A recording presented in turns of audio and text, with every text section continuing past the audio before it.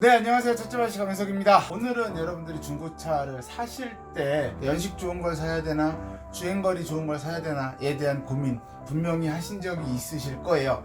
그래서 오늘은 주행거리가 우선인지 연식이 우선인지에 대한 정답은 아니어도 기준을 좀 말씀드리려고 합니다. 어떻게 보면 이게 정답이라고 할 수 있겠죠. 이 영상 끝에 어디서도 보지 못했던 듣도 보도 못했던 꿀팁을 하나 드리려고 합니다. 영상 끝까지 시청해 주시면 아마 중고차 구매하시는데 많은 도움이 되실 겁니다.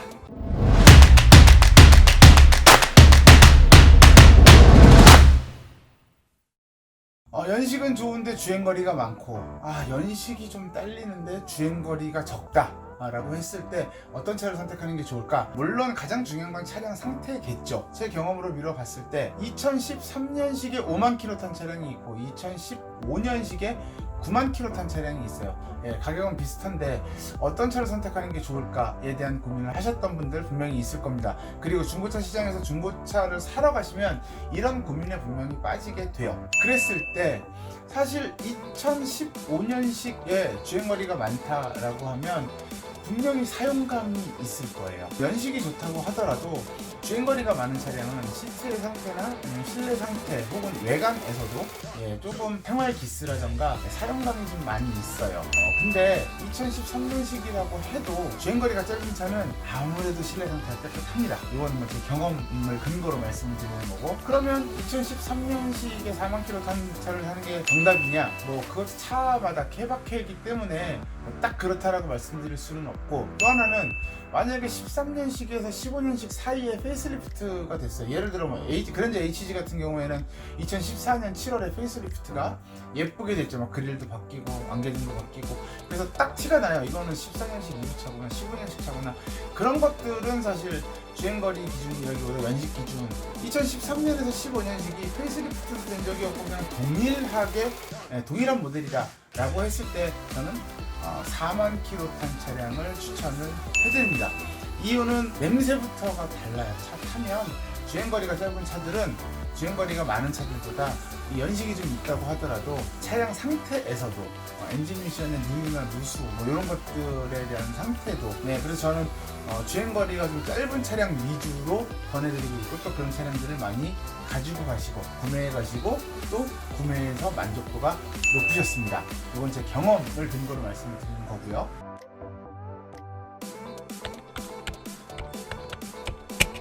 그럼 제가 지금부터 정답 혹은 구매 기준에 대해서 설명을 조금 해드릴게요. 일단 첫 번째로 고려해야 될 상황이 뭐냐면, 내가 이 차를 구매해서 얼마나 탈 것이냐, 사용을 얼마나 할 것이냐가 중요합니다.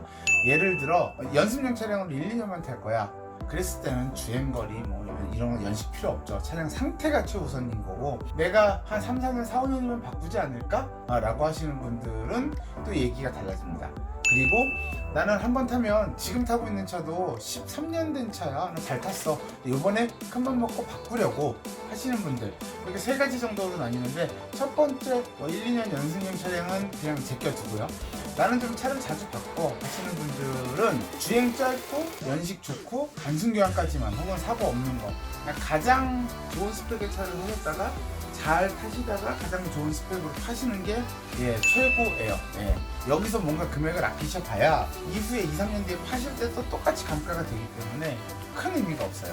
그러면 나는 한 번 사면은 오래 타는 사람이야 라는 분들은 얘기가 좀 달라집니다.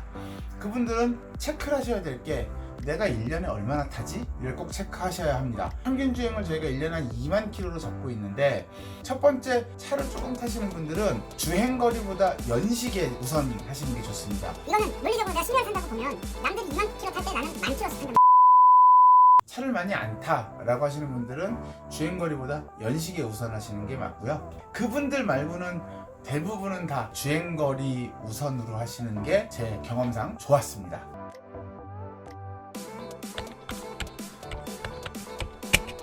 같은 값이라고 했을 때는 저는 연식보다는 페이스리프트가 아닌 이상 주행거리 위주로 구매하시는 것이 조금 더 현명할 것이다. 그리고 제가 아까 처음에 말씀드렸던 꿀팁 하나 던져드리겠습니다.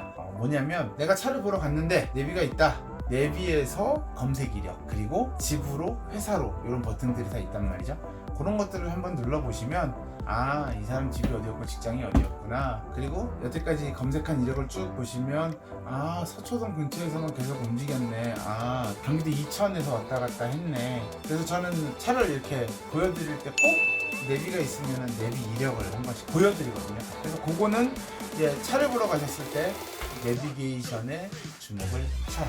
어디에 가서 차를 사셔도 차를 파는 알선하는 혹은 차주가 내비게이션의 이력을 공개하지는 않을 겁니다. 네, 여러분이 직접 체크를 해보세요. 요거 참고하시고 여러분이 저는 좋은 중고차를 기분 좋은 금액에 잘 사셨으면 좋겠고요. 중고차 딜러도 공인중개사처럼 자격증 제도가 하루 빨리 실행되었으면 좋겠습니다.